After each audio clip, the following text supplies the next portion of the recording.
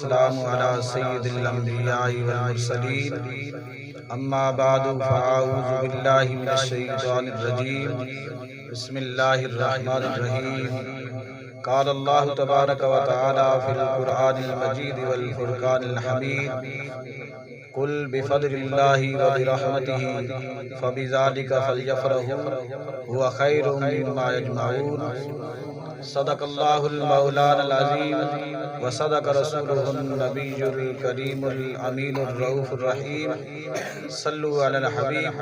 سارے مل کر آقا علیہ الصلوۃ والسلام کی بارگاہ میں تحفہ درود پاک پیش کریں۔ اللہم صلی علی سیدنا و مولانا محمد وعلی آل سیدنا و مولانا محمد مبارک وسلم وصلی علیہ۔ الصلاۃ والسلام علیک یا سیدی یا رسول اللہ وعلی آلک و اصحابک یا سیدی یا حبیب اللہ۔ الصلاۃ والسلام علیک یا سیدی یا محبوب رب العالمین وعلی آلک و اصحابک یا سیدی یا خاتم النبیین۔ سامعین احتشام، مولانا روم رحمۃ اللہ علیہ اپنی مسیح شریف میں لکھتے ہیں کہ ایک امیر شخص سفر کرتے ہوئے ایک مسجد کے قریب سے گزرتا ہے تو اس کا غلام جس کا نام سنکر ہے وہ ہاتھ جوڑ لیتا ہے اور عرض کرتا ہے یا حضرت، یہ اللہ تبارک و تعالیٰ کی تقسیم ہے کہ اللہ تبارک و تعالیٰ نے آپ کو میرا آقا بنا دیا ہے اور مجھے غلام بنا دیا ہے۔ مہربانی فرمائیے، اجازت دیجیے کہ میں اپنے حقیقی آقا کو رب کو راضی کر لوں اور مسجد میں داخل ہو جاؤں۔ مسجد کی طرف سے صدا آ رہی ہے، حی علی الصلاۃ، حی علی الفلاح، آؤ نماز کی طرف، آؤ فلاح کی طرف، آؤ کامیابی کی طرف۔ جناب من، اگر مجھے اجازت دیجیے تو میں اپنے رب کو راضی کر لوں۔ آقا اجازت دے دیتا ہے۔ یہ سنکر غلام مسجد میں داخل ہو جاتا ہے، نماز پڑھتا ہے اور نماز پڑھنے کے بعد اللہ کے ذکر میں لگ جاتا ہے۔ آقا باہر بیٹھا ہے، دیکھ رہا ہے کہ میرا غلام کب واپس آتا ہے۔ ایک ایک نمازی کو دیکھتا ہے، نمازی واپس آ جاتے ہیں، سنکر واپس نہیں آتا۔ یہ آقا مسجد کے دروازے پہ جا کے آواز لگاتا ہے اور کہتا ہے سنکر تجھے کیا ہو گیا ہے؟ سارے نمازی واپس آ گئے ہیں لیکن تو واپس نہیں آیا۔ تو سنکر جو جواب دیتا ہے وہ دل پہ لکھنے والا ہے۔ سنکر کہتا ہے کہ مجھے جس ذات نے بلایا ہے وہ ذات چاہتی ہے کہ میں مسجد میں بیٹھا رہوں اور اس کا ذکر کرتا رہوں، آقا علیہ السلام پر درود بھیجتا رہوں۔ جسے چاہا در پہ بلا لیا، جسے چاہا اپنا بنا لیا۔ یہ بڑے کرم کے ہیں فیصلے، یہ بڑے نصیب کی بات ہے۔ رئیس عمران صاحب نے یہ محفل سجائی ہے، اللہ تبارک و تعالیٰ ان کی محفل اپنی بارگاہ میں قبول اور منظور فرمائے۔ اس کا اشتہار فیس بک پہ بھی چلا ہے، اس کا اشتہار واٹس ایپ پہ بھی چلا ہے، لیکن جس کے لیے منظوری تھی وہ یہاں آئے بیٹھے ہیں اور اپنی حاضری لگائے بیٹھے ہیں اور دل کھول کے بیٹھے ہیں اور خوش ہو کے بیٹھے ہیں کہ آپ خود نہیں، آپ کو بلایا گیا ہے اور آپ کی حاضری منظور ہو گئی ہے، اس لیے آپ یہاں تشریف فرما ہوئے ہیں۔ آقا علیہ السلام نے فرمایا کہ سبل الہدی والرشاد کتاب کا نام ہے۔ عربی میں یہ کتاب لکھی ہوئی ہے اور اس کا ترجمہ اردو میں بھی آ چکا ہے۔ اس کے مصنف لکھتے ہیں کہ ایک واقعہ اس میں درج کرتے ہیں کہ ایک بزرگ کو خواب آیا اور خواب میں وہ آقا علیہ السلام کا دیدار کرتے ہیں۔ یہ ظاہری آنکھ بند ہوتی ہے اور دل کی آنکھ جب کھلتی ہے تو اللہ کے محبوب کا دیدار ہو جاتا ہے۔ وہ بزرگ فرماتے ہیں کہ آقا علیہ السلام کا مجھے دیدار ہوا اور میں نے آقا علیہ السلام سے پوچھا، کسی مفتی سے نہیں پوچھا، کسی مولوی سے نہیں پوچھا، ڈائریکٹ آقا علیہ السلام سے پوچھا یا رسول اللہ کچھ لوگ میلاد مناتے ہیں اور کچھ لوگ میلاد نہیں مناتے، آپ کیا فرماتے ہیں؟ توجہ فرمانی ہے، کسی مفتی کا فتویٰ نہیں ہے، کسی مولوی کا مسئلہ نہیں ہے، آقا علیہ السلام خود فرما رہے ہیں اور آپ کو بھی علم ہے اور علامہ صاحب بھی تشریف فرمائے ہیں کہ خواب میں جب آقا علیہ السلام آتے ہیں تو وہ نبی کریم صلی اللہ علیہ وسلم خود ہی ہوتے ہیں، کیونکہ آقا علیہ السلام نے فرمایا کہ میری شکل میں شیطان خواب میں بھی نہیں آ سکتا، اور خواب میں جب آقا علیہ السلام کا دیدار کیا جاتا ہے تو وہ آقا علیہ السلام خود ہی ہوتے ہیں۔ تو خواب میں آقا علیہ السلام اس بزرگ سے فرماتے ہیں کہ جو ہمارا میلاد مناتے ہیں ہم ان سے خوش ہوتے ہیں۔ فرمایا جو ہمارا میلاد مناتے ہیں ہم ان سے خوش ہوتے ہیں۔ اور ایک اور جگہ فرمایا گیا کہ جس گھر میں میلاد ہوتا ہے اللہ تبارک و تعالیٰ پورے سال کے لیے اس گھر کو آفات اور بلیات سے محفوظ اور معمول فرما دیتا ہے۔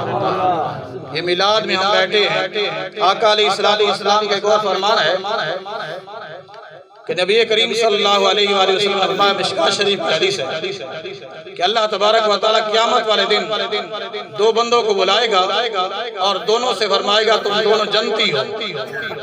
یا باری تعالیٰ ان کی جنت کس لیے انہیں مل گئی ہے؟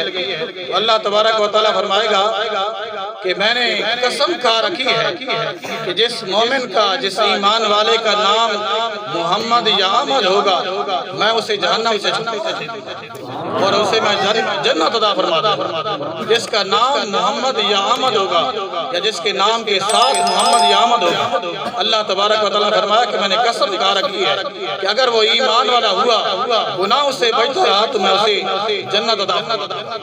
آقا علیہ السلام نے فرمایا کہ جس مشورہ میں محمد نام کا آدمی ہوگا یا احمد نام کا آدمی ہوگا اس مشورے میں اللہ تبارک و تعالیٰ برکت عطا فرما دے گا۔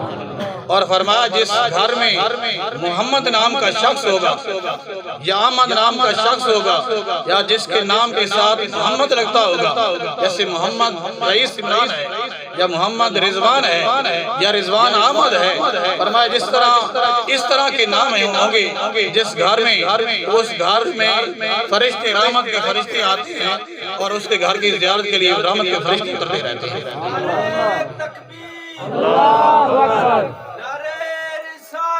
یا رسول اللہ، ختم نبوت زندہ باد، ختم نبوت زندہ باد، نعرہ حیدری، تاجدار ختم نبوت، تاجدار ختم نبوت، تاجدار ختم نبوت۔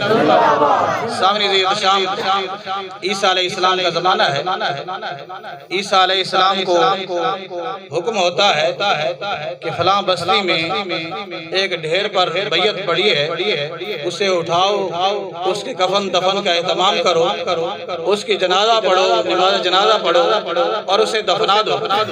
عیسیٰ علیہ السلام تشریف لے آتے ہیں، بیعت کو ہاتھ لگانے لگتے ہیں تو محلے والے شمال والے اکٹھے ہو جاتے ہیں، یا حضرت یہ تو بڑا گناہگار ہے، بدکار ہے، یہ مرا ہے تو ہم نے اس کی میت کو اٹھا کے گندگی کے ڈھیر پر ڈال دیا ہے، آپ کیوں اٹھا رہے ہیں؟ آپ فرماتے ہیں کہ مجھے رب نے حکم فرمایا ہے اس میت کو اٹھاؤ اور اس کے کفن دفن کا اہتمام کرو، اس کی نماز جنازہ پڑھو۔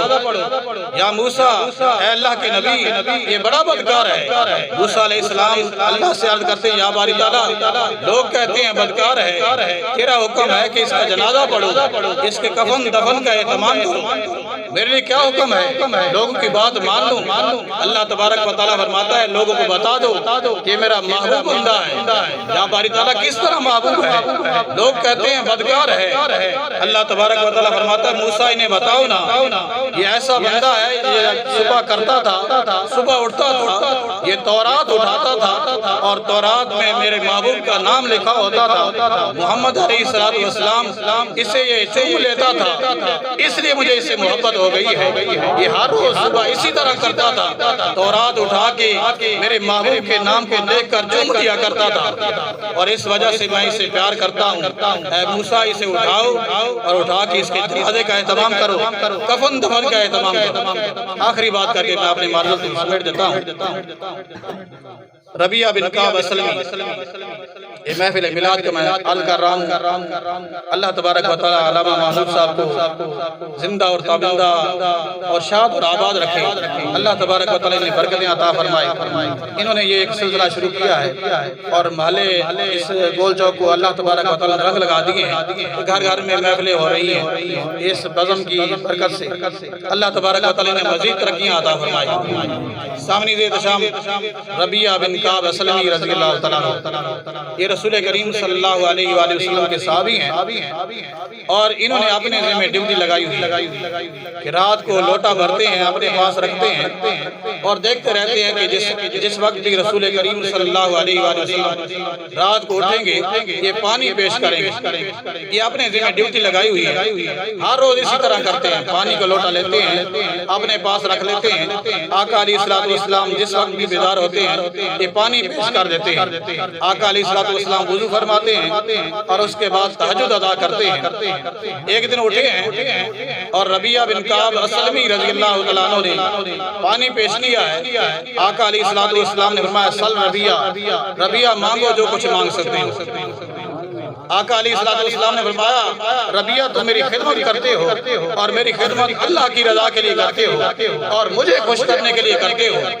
تو فرمایا سل ربیہ مانگو جو کچھ مانگ سکتے ہو. اور یہاں یہ بھی سن لیں کہ آقا علیہ السلام نے یہ نہیں فرمایا سل ربیہ فی دنیا میں سے کچھ مانگ لو آخرت میں سے کچھ مانگ لو. یہ نہیں فرمایا ربیہ جو کچھ مانگتے ہو مانگ لو. اور صحابی کا عقیدہ دیکھیں. صحابی نے عرض کیا یا رسول اللہ میں دنیا کی کوئی چیز نہیں مانگتا. السالو کا مرافقتو کا فی الجنہ. یا رسول اللہ میں چاہتا ہوں جس طرح دنیا میں تمہارا غلام ہوں اسی طرح جنت میں بھی تمہارا غلام رہوں.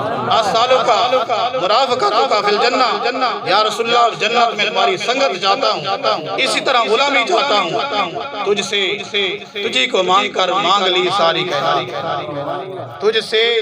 تجھی کو مانگ کر مانگ لی ساری کائنات. اٹھتے نہیں ہاتھ اس دعا کے بعد. جسے رسول کریم صلی اللہ علیہ وآلہ وسلم کی غلامی مل جائے اور جسے جنت میں غلامی مل جائے اس کے بعد وہ کون سی دعا کرنا چاہتا ہے. اللہ تبارک و تعالیٰ سے دعا ہے کہ اللہ تبارک و تعالیٰ ہمارا یہاں مل بیٹھنا اپنی بارگاہ میں قبول اور منظور فرمائے. آخر دعوانا